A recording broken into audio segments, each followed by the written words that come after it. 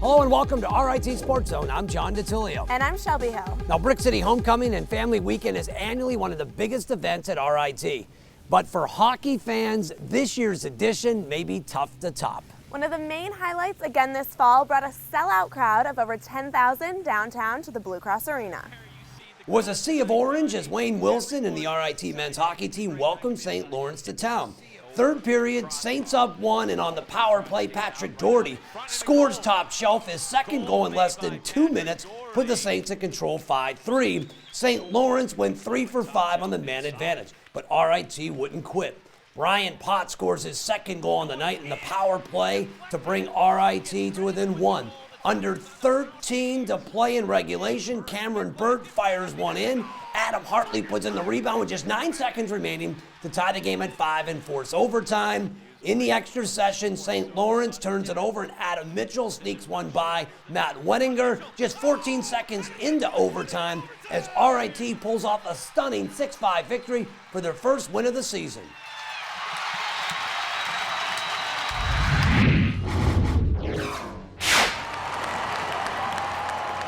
RIT rallied from a 5-3 deficit in dramatic fashion, scoring with just 9 seconds left in the third period and only 14 seconds into overtime. The Tigers sealed the deal at a sold-out Brick City game. No shootout. Here's the Tigers in front. Mitchell. Oh! Adam Mitchell has won it in overtime! What was it like with 9 seconds left and us getting the goal? How did that feel? Oh, unbelievable. The adrenaline rush was just going through me. Especially my buddy Hartz gets it, just over the moon. One of the best games I've ever been a part of. Coming from the emotions in the third period and being up and down, what was it like scoring so quickly in overtime to get the victory?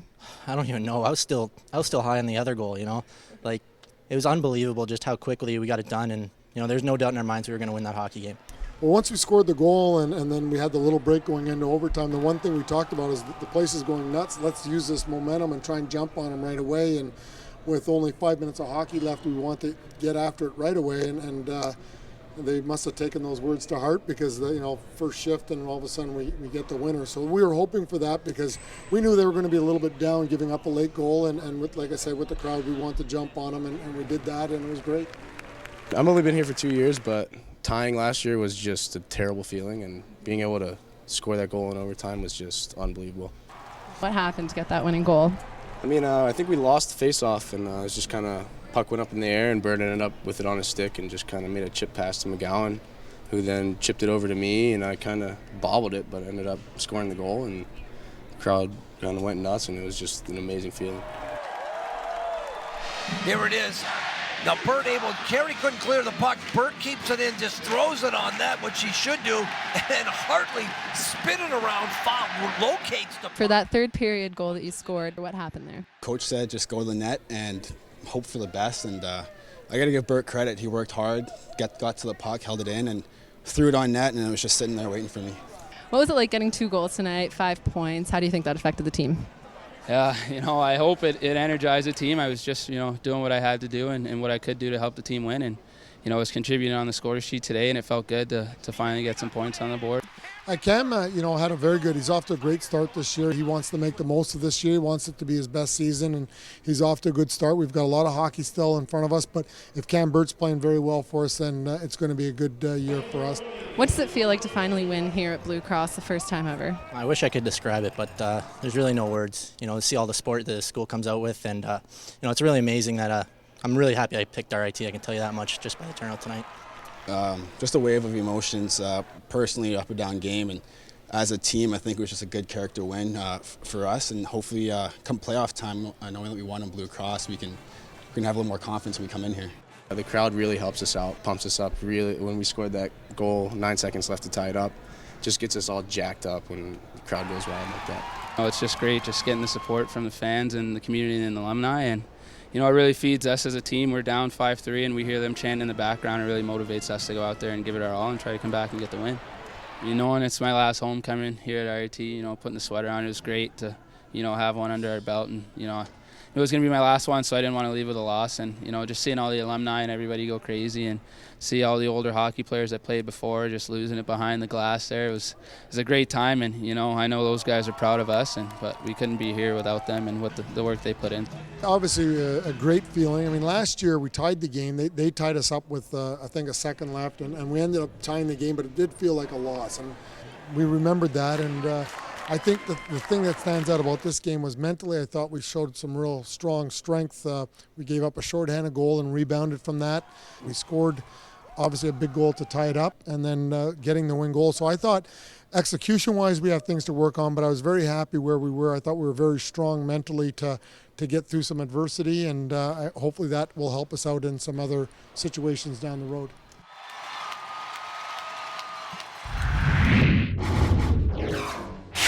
It was a game that will no doubt go down as one of the greatest in RIT history. If you'd like to relive some of the unforgettable moments, you can right now in our Hockey Central section of our website at ritsc.com.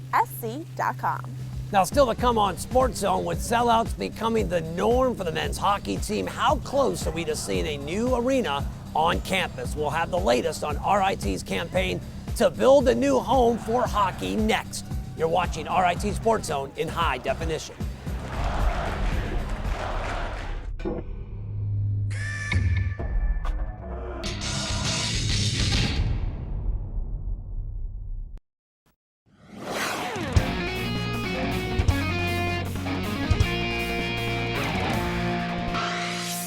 Welcome back to SportsZone. Now, earlier this month, a major facelift was completed at Ritter Arena. And while the project didn't add any additional seating, it certainly provided some much-needed amenities for current and future Tigers. SC's Courtney Tennant has the story.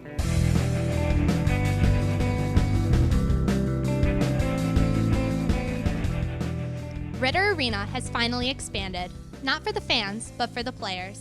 The $3.5 million locker room facilities will now be home to both the men's and women's hockey programs. What does the team think of the new facilities? Well, we just moved in yesterday, so they're pretty excited.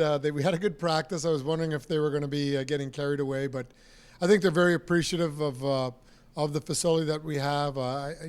From my standpoint, I think it's a lot of hard work on everyone that's played before them. It's kind of a testament to the last couple of years and how well RIT hockey's done, and I think that it's a big step forward. I think that the organization and the school is going in the right direction in regards to athletics, and I think that it shows their commitment to us and our commitment to them. So what does this locker room mean for recruiting purposes? It's going to go a long way. I mean, our program's growing so much, even in the 3 years that I've been here. Going into my 4th year, we were hoping to get something like this, and this kind of exceeds all our expectations. Coming into a locker room as a recruit and seeing something like this, it's a great selling point. And I mean, I would be hard-pressed to find another college team with a locker room as nice as this. Now the space that's been given to us from our administration is outstanding, and it really is very, very impressive, and I think it will show very well to recruits as we bring them in for visits. They told me when I was recruited that it would be ready for my freshman year, which they delivered, so it's pretty exciting.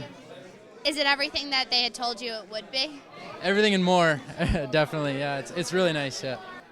What does the locker room mean for bonding for you and the team? It's definitely bigger. Last room was smaller, so we were able to interact with each other easily. But I think with our locker room, everyone hears us saying, "I can't wait to go back to the dressing room. I just want to hang out in there and stuff like that." So I think it's gonna be good for us. We've got to be a little careful that our team isn't splintered. So there's 5 guys in our room, 3 in the training room, 2 in the video room, and so on. That's one thing I did like about our old room, as small and cozy, we'll say, as it was. It was great for, I think, chemistry of a team. Getting to know the other guys on your team very well because there's nowhere else to go. So I think we'll lose a little bit of that, but we've tried to make this our focal point, our main locker room, and trying to keep as many guys in here versus being scattered at all the other facilities. I think it definitely boosts team morale. I think even today we moved in last night, and today we had a great practice. Everybody was, the new sound system and putting on new music and just kind of the camaraderie that happens with the guys around the dressing room. I think it's definitely something that we're proud of and something that we're it feels like home. So. Just the way our program's grown over the last few years, and just all the guys who have put so much work in even before us to help build something like this, it's just going to bring our team closer together, and it just gives us another thing to make RIT hockey even more of a proud tradition. Meanwhile, it's been almost a year since RIT alumnus Steve Schultz donated $1 million to the school, officially kicking off RIT's campaign to build a new ice arena. So how much progress has been made, and when might we see a new facility on campus? We sent SportsZone's John DiTullio to find out.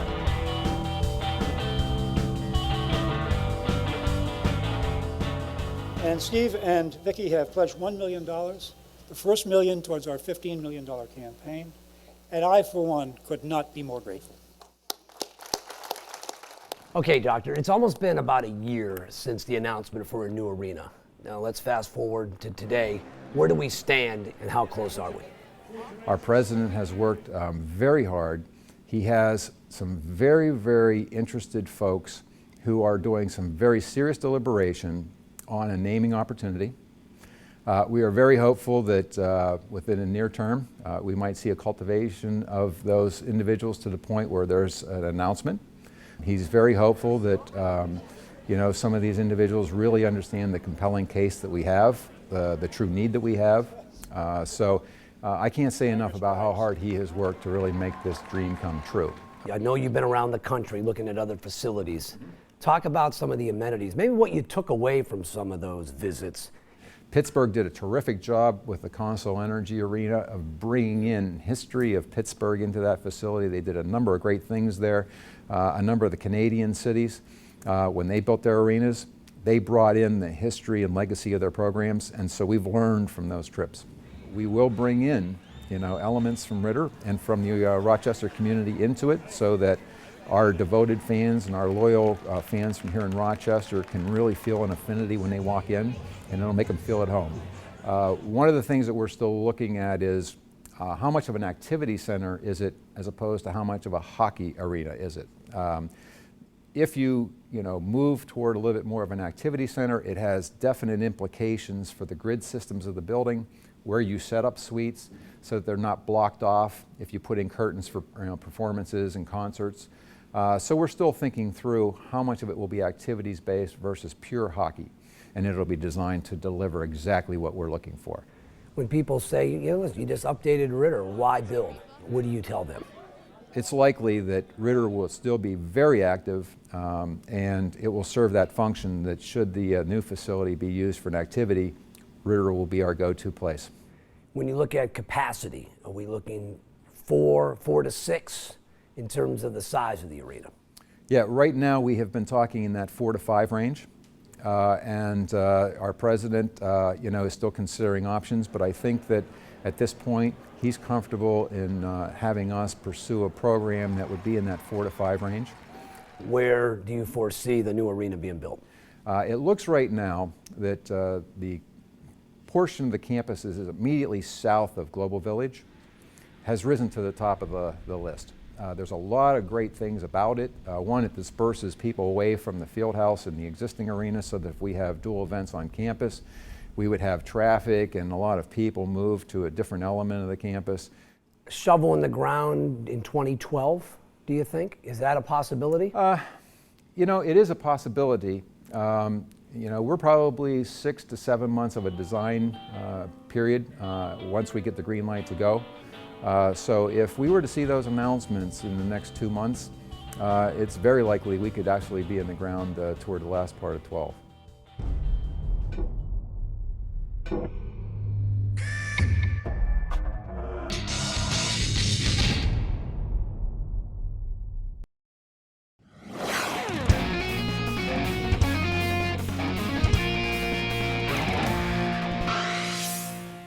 The RIT women's hockey team not only reached the Division III National Championship game last March, but they earned the opportunity to host the game on home ice. But the perfect scenario turned out to be the perfect storm as Norwich stunned the Tigers and left town with the title. Emily Clark sat down with this year's team and discovered they have a major chip on their shoulder.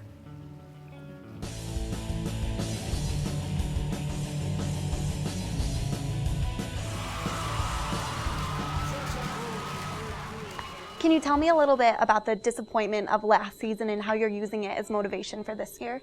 Well, definitely last season was a huge disappointment. No one wanted our season to end like that, but what can you do? We did have a good, long, strong year, and so as of right now, I think just like moving past that game, kind of forgetting about it as we do have a new season, new team, but at the same time, like remembering how disappointing that game was and how heartbreaking it was. It's just kind of motivation to come out now with come out with a bang, you know, play with kind of a chip on our shoulder, I guess you kind of say. But even just using the experience of even making it just to the national championship. Because now, like Coach says, we've seen it all, we've been all the way, so now it's just taking it a step at a time during the season. We showed the girls the championship video from last year, you shouldn't forget that feeling of going so far and then coming up that short and being so close to something. During workouts, I'll just mention that we don't want a second place effort anymore. It's first place or nothing now. Coming into the new season, how do you feel your returning players have grown and developed in the off season? It looks like they all came back a little bit more motivated. Not that they're not motivated, but I think the way last year ended, it's a long summer to be thinking about that last game and how it finished, and they look in shape, they look quicker, they look just stronger, and they seem more mature right now. Have you seen anybody really stepping up into the roles that were once held by Dag or Stack, and how have you guys been practicing without them? I think the three captains for sure. There's a reason why 3 juniors are our captains now. They were starting to come stepping into those leadership roles at the end of last year, and in spring workouts they were the 3 that really kind of took charge of everything, and those 3 have completely emerged as the true leaders on our team right now. I think kind of everyone returning is kind of a key player for us. I mean, we don't really have the one standout player now, the one who scores all the goals or gets all the points, so it's kind of a combined effort from everyone on the team. I don't see our team having one power forward who's going to put up 30 goals like Stack could, but I definitely think we have a lot of different forwards who can put the puck in the net and can put up an equal amount of points. Just it's going to take not just one person, it's going to be different people. It's nice to see different people stepping up and starting to adjust into their roles, so we'll see how it goes. Can you tell me a little bit about your new freshman class and what you're hoping each player will contribute to the team? It's an exciting bunch. They're all a little different. There's no real one player that's the same. 2 freshman defensemen have come in. They look great so far. They look very poised and calm, and they played at a high level last year. And then the 4 forwards, there's some big kids, there's some small ones, tough ones, some fast ones. So I don't think we graduated a lot of scoring, but I think if those kids play the way they can, I don't think we'll miss a beat. What is the team really working hard to reach this season? As of right now, I think just preparing for this upcoming season and not dwelling on last season. I think we should just take the season one game at a time, play as a team, play to our full potential, and just see where that gets us. We do have 7 new freshmen, new people, new skills, so just kind of wait it out and work hard and look forward to the new season.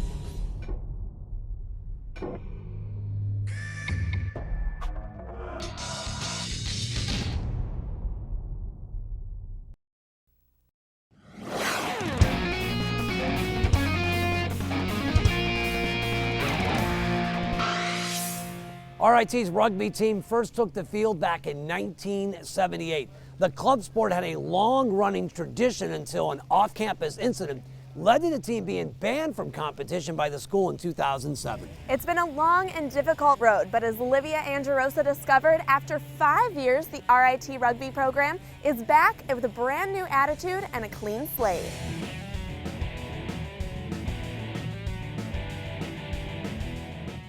After a hazing incident that banned them from the game in 2007, the RIT rugby team is given a chance to play again. However, these Tigers may have to bounce back from a bad rep in order to gain the support they once had. How are you guys finally able to get the rugby team back at RIT?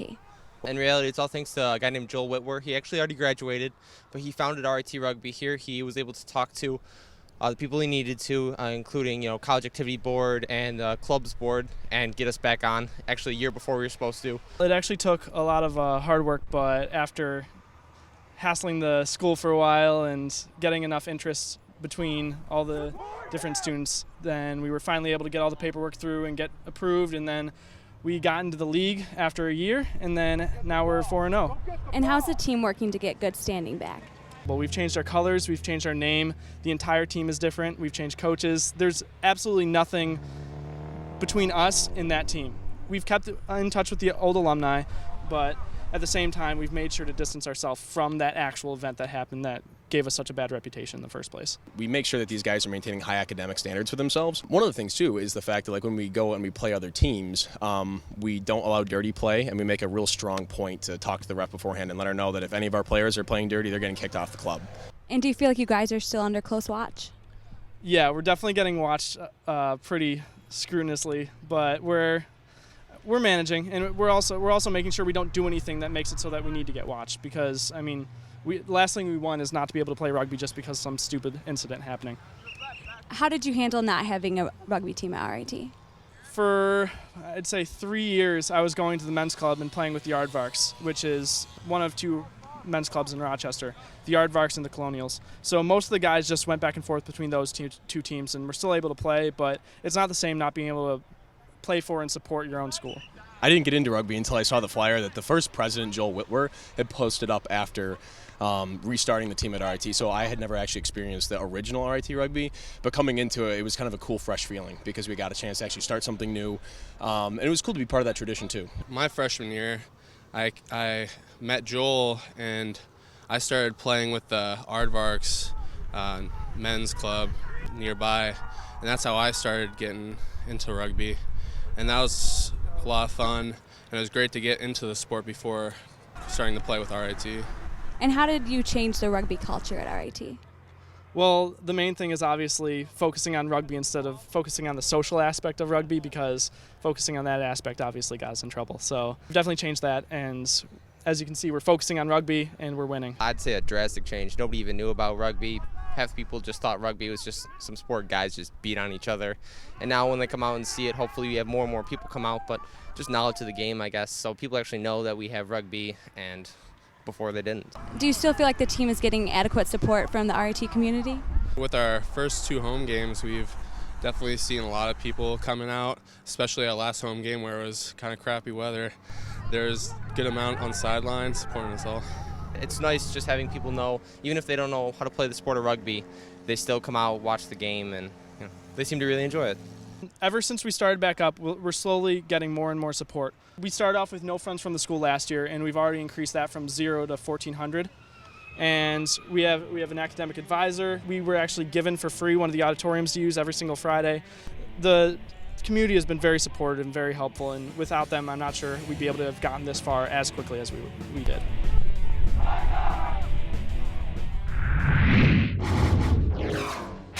Well, that does it for this edition of RIT SportsZone. Don't forget you can stay up to date with SportsZone by following us on Twitter and liking us on Facebook. So until next time, thanks for joining us in the zone.